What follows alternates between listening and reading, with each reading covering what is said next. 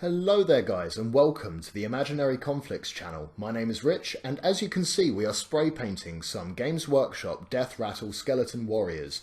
We are using the Citadel colour Wraithbone spray paint.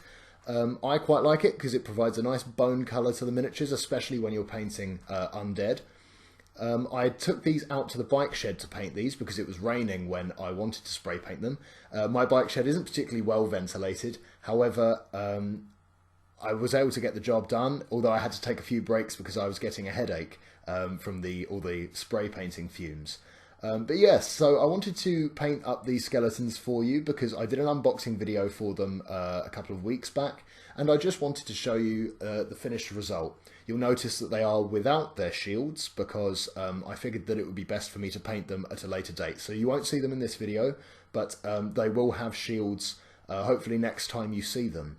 So firstly, after the spray painting, I am giving the metallic areas a coat of the Citadel colour base paint Lead Belcher. As you can see, I'm currently painting in spear tips, the metal helmets, breastplates and other metal accoutrements on the model. And I'll be doing that for all 10 of these skeletons. I assembled them to make them look quite heavily armoured, so they will be a heavily armoured skeleton unit. In Warlords of Erewhon, I will probably be using them as a unit of skeleton guard. But yeah, so I just laid down the metal on these miniatures as a nice first colour to get me started. And then I'll be moving on to painting the spear shafts themselves before I start working on cloth and leather effects. So yeah, this is the metal coat with Games Workshop's base paint Lead Belcher.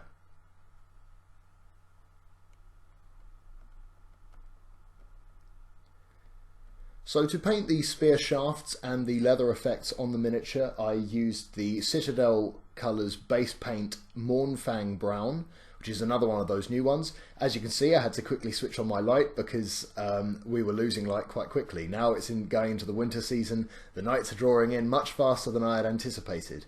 You'll also notice that I'd moved over from using a Citadel, I believe it was a dry brush, or maybe a detail brush, and I'd moved over to the Army Painter's Insane Detail brush. The reason for that is because my hands do shake slightly, and I basically wanted to make sure that if my hands were going to shake when I was painting in finer details, especially on miniatures as finely detailed as Citadel ones, I wanted to make sure that I didn't get paint everywhere. So I used the Insane Detail brush to make sure that the paint goes just where I want it to. And now we're going on to painting with the classic Games Workshop paint Leech Purple. Now as you can see, I made a bit of a faux pas while doing this one.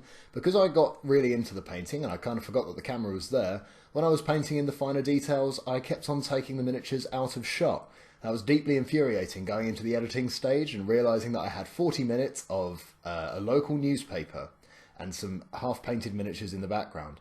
But yes, so I used the Leech Purple to paint in the cloth effects, whether that was cloth effects on the miniatures or the little banner effects that are hanging off the spears.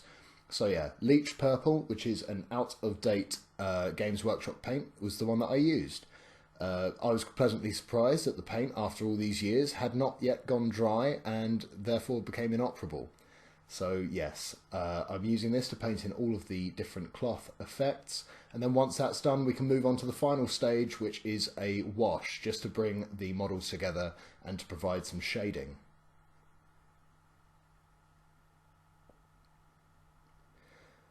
And here we have the final effect using another out-of-date Games Workshop paint, Devlin Mud, which is used particularly on the bone effects, which creates nice shading in the recesses and makes the flat bone wash or bone spray paint base coat something that really stands out and makes it look far more realistic. It also goes over the cloth, the wood and the metal effects just to create more shading and also separation of colours, so it doesn't look like something that's just come out of a pre-paint or something like that, that generally provides much more separation of colour and shading in recesses. So the model will, after this wash, look quite three-dimensional. As you can see with all of the paints that I've used, I use it on all of the miniatures to make sure that I provided a nice even coat over everything. And here we have the finished product. 10 skeleton warriors, heavily armoured with spears. So as you can see, I've also off-camera done the basing with these. I used a home blend of modelling flock and some static grass, which I picked up off of eBay. You'll also notice some small stones, and they came from a very local source. I sourced them from my back garden. As you can see, I'm just spinning the model round here so you can see the finished effect. As you can see, the Devlin Mud shading has really created that three-dimensional sense on the skeleton rib cage and on the arm bones there. As you can see, it's also created more definition on the chainmail, really making it look like it's a series of interlocking pieces instead of one sheet piece of silver. I will go and tidy up these bases slightly later. I got a bit excited when I was flocking and I slightly daubed too much PVA glue over. But there we go, guys. This is the finished video. Please like and subscribe, and hopefully I'll see you again soon. God bless and have a wonderful day. Cheers!